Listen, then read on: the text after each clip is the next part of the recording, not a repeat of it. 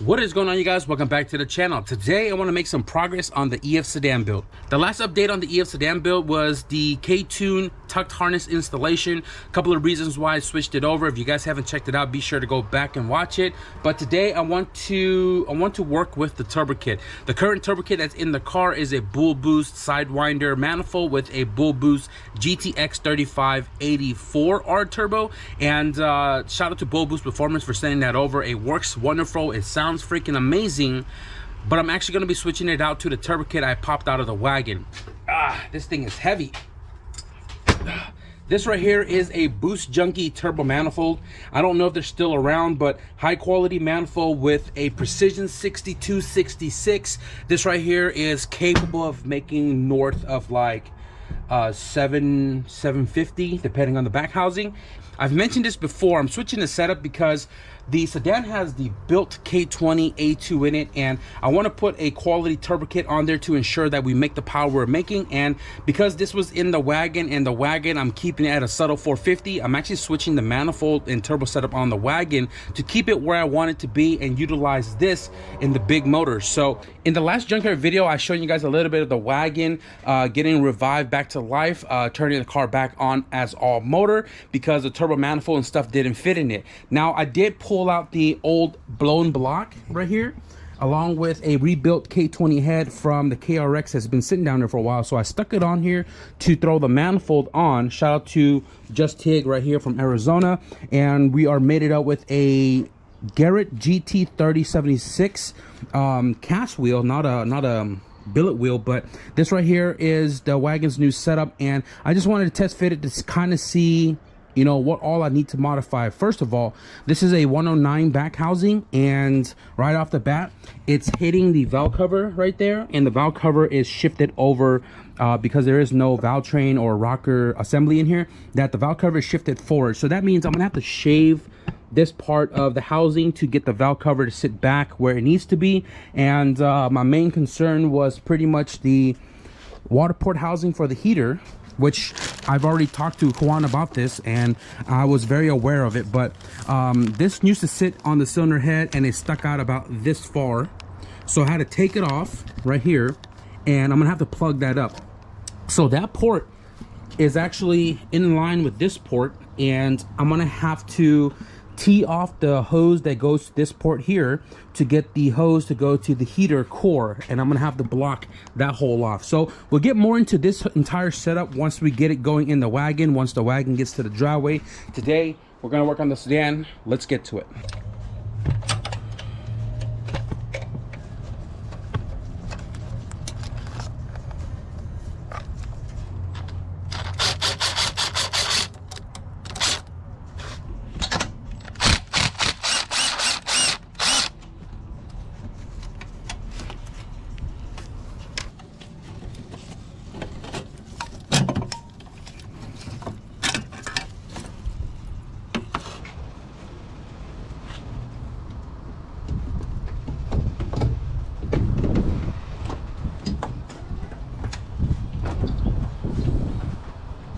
If you guys have a V-band clamp that's in a tight area, I'm gonna let you guys know that you should save yourself some time and tack weld the nut to the back of the clamp, so you only worry about one side you need to tighten and loosen to take it off.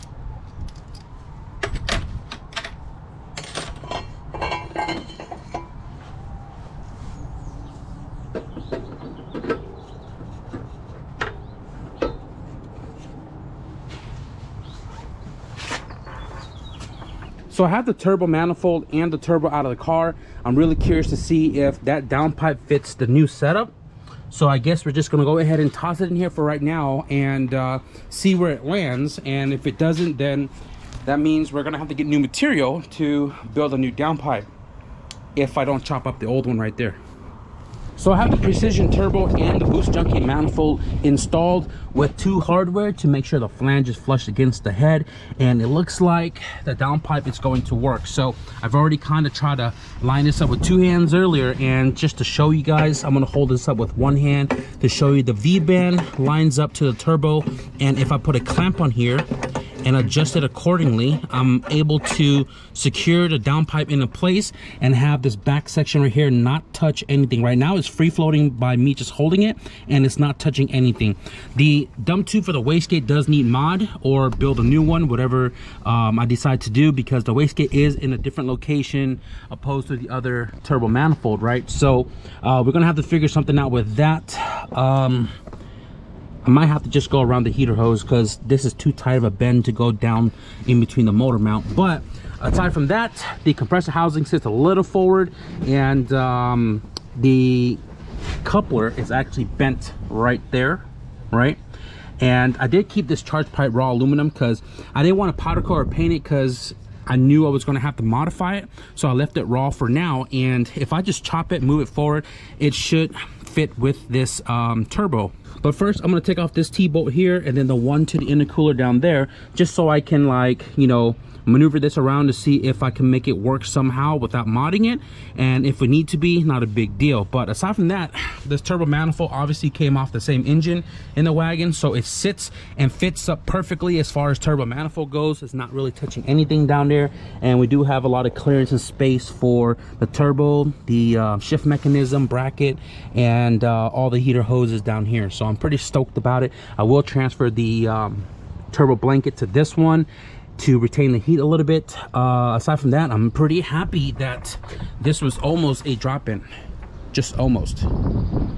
So I have the turbo kit pulled back out because I need to install a banjo fitting on the top right here, because we're going to be running a 4-port boost controller, and it was just too tight for my arm to get around to put it while this was in the car. So this is taken out, and I need to find the fittings because I don't know where they're at.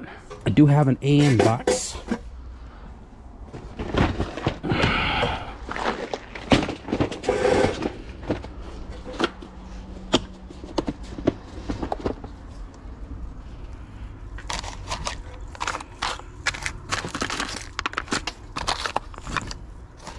Oh boy. Oh boy.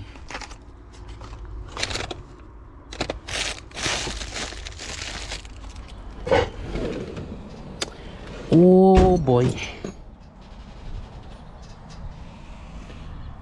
Oh boy.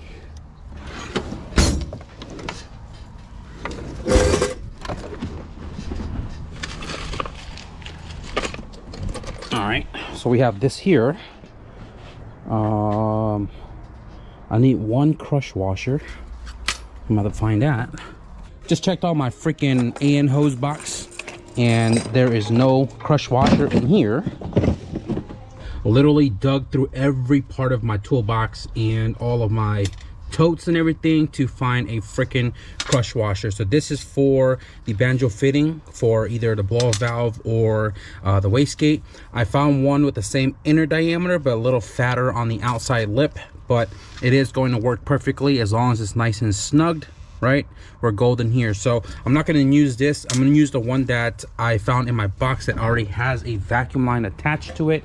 And the reason for that is because I normally use like fuel vacuum, not vacuum, but fuel line, because it's thicker, especially because it's going to be around the hot parts. Although we're going to be using a turbo blanket, this is much thicker and stronger than your typical vacuum line, which can get hot and brittle and then break, you know, over time, and then you start having some boost problems. So I'm going to go ahead and just use this one that's already zip tied on here and attach the banjo and crush washer into place.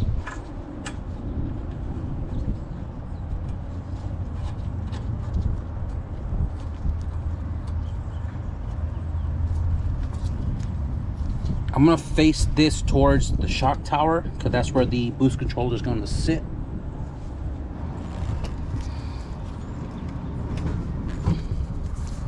Alrighty, hopefully that's long enough. I always try to connect the return line, make sure it's threaded correctly before securing everything down.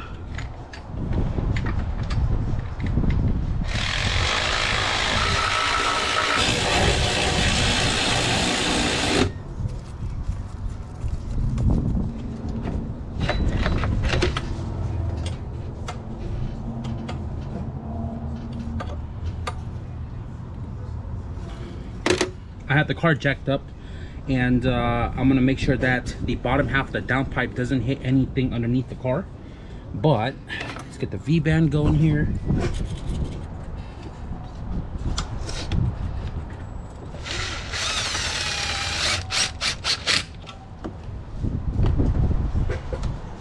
Give you guys another look on the turbo manifold, downpipe, dump tube setup, turbo all into place, all secured. I had to change the ECT sensor because I did break it when I pulled the old harness out, so I got that swapped. And the charge pipe, now that it's kind of sitting in place, the charge pipe is like way back there. That's just crazy, because that's a big gap, and somehow the downpipe still lined up. So I've loosened up all the T-bolts on the bottom as well too, and I'm like really feeling down here. There's a gap right here that I'm hoping I'm able to push the pipe into the coupler a little bit more to kind of bring this forward. But you know, if it still doesn't fit, I can always cut and shorten it. But let's go ahead and attempt to scoot this forward. I'm gonna push all the T-bolt clamps to the bottom, just have them out of the way for right now.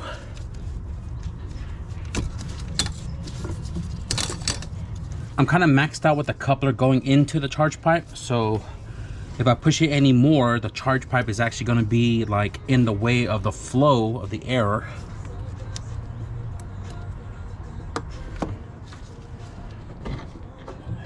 Oh, whoa, whoa, whoa, whoa, whoa. Okay, this looks like it might actually fit. Dang, I might have to rotate the turbo to swing this outlet into the coupler, and then swing the coupler towards the engine a little bit, and it might actually line up. We are kind of close to the blow-off valve flange though, but I think once everything kind of slips into place, it'll suck it down a little bit. So I'm gonna do that real quick.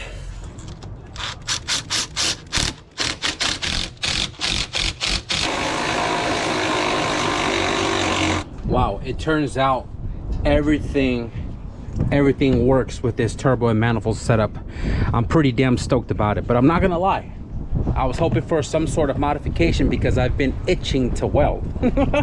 I mean, don't get me wrong, I've been doing a lot of like little welding stuff for my brother and his bikes, so just to kind of get a little bit of like refresh with the welding and stuff. I mean, a little bit of practice is better than no practice, right? So I'm pretty stoked that everything worked out here, and not a lot of modification at all to make all the new setup work. And the last thing I want to do right now is, what was it? Oh, the boost controller. So I want to run a 4-port this time because I had a 3-port before. I've been having this set up here for a little while. This is already set up, and I just got to make a bracketry system to secure this, I don't know, somewhere down low, not too close to all the hot parts.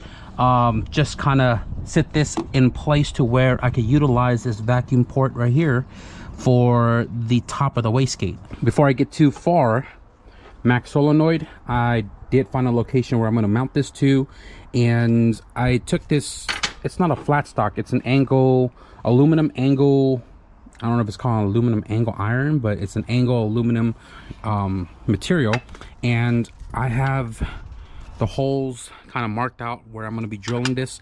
I don't have any hardware to secure the Mac to the plate, but I'm gonna have to get creative with that. So from where this is going to sit on the shock tower to the closest bolt hole, it's freaking 6.5 inches, and I don't want this to be super high up because then I have to change the vacuum, and secondly it's going to be too close to the exhaust housing. So I have it mounted super low, kind of where my fuel filter bracket is sitting at, and I do have enough vacuum lines to route those into place. So I'm going to cut this off, cut it off of this angle, narrow the top so it's not a sore eye, and then I'm going to wrap the bracket with leftover vinyl to kind of blend it to the shock tower like I did the catch can.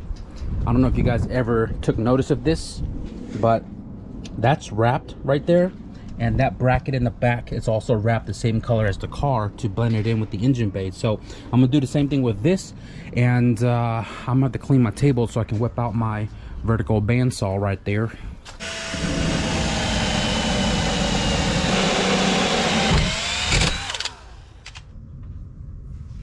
Perfecto. Perfecto.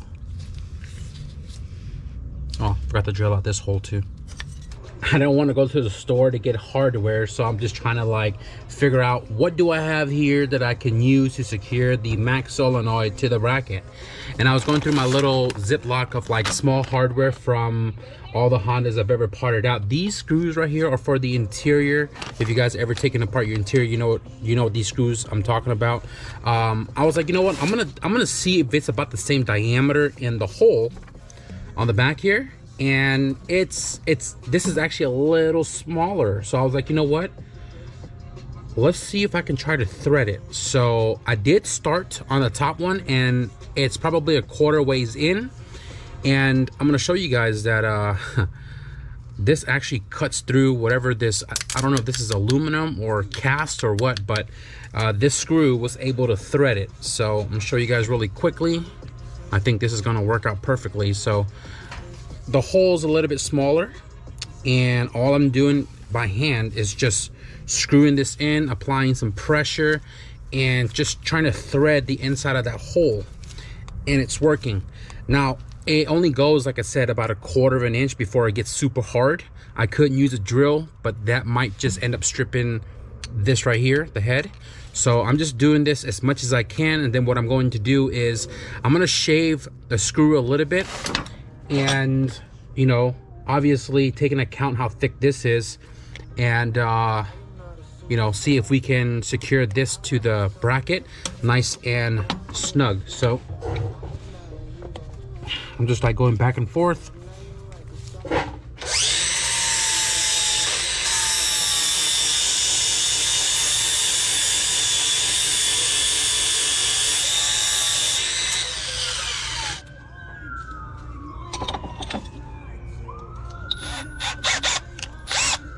All right, so I'm gonna go ahead and screw this on.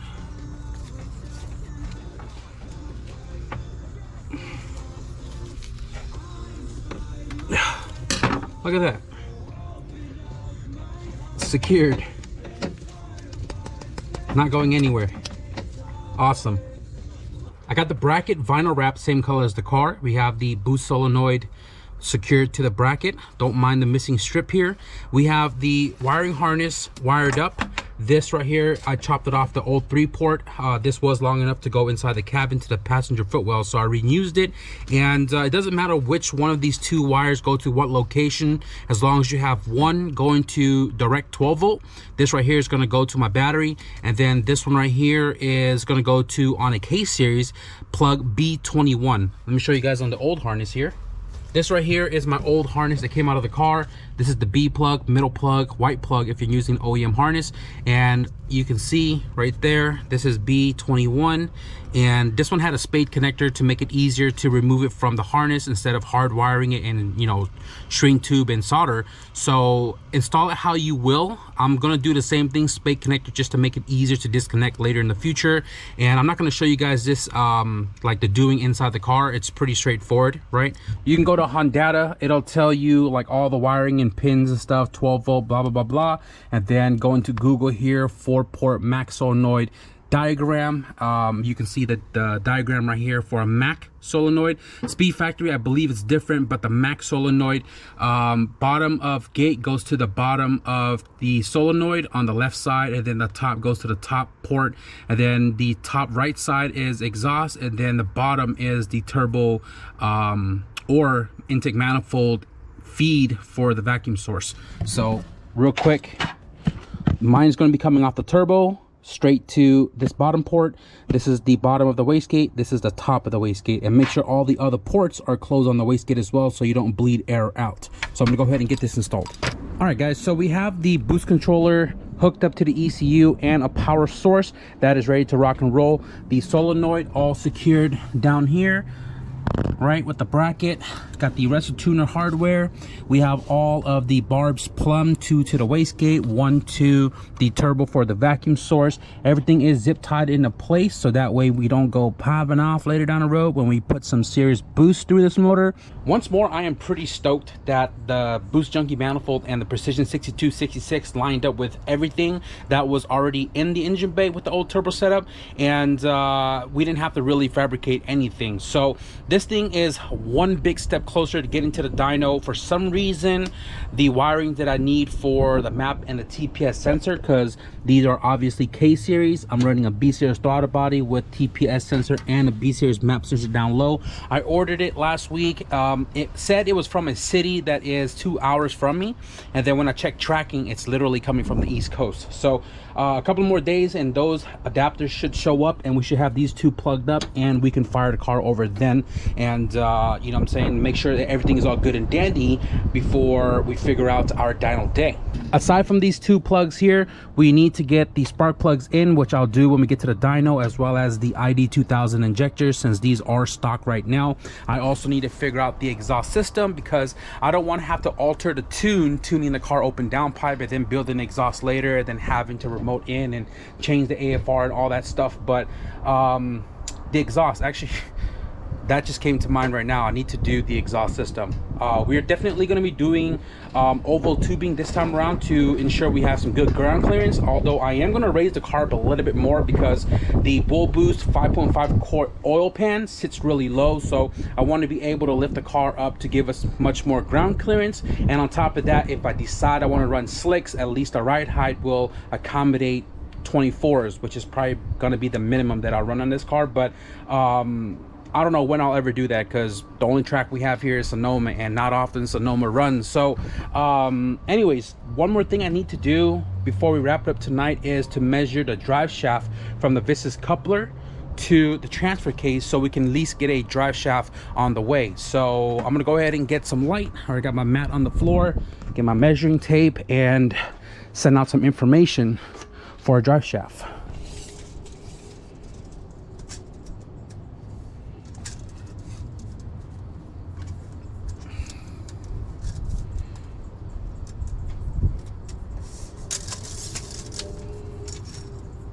From the face of the transfer case flange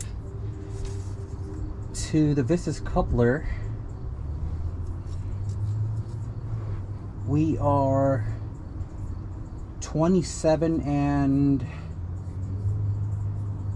1, 2, 1, 2, 3, 3/8. 27 and 3/8.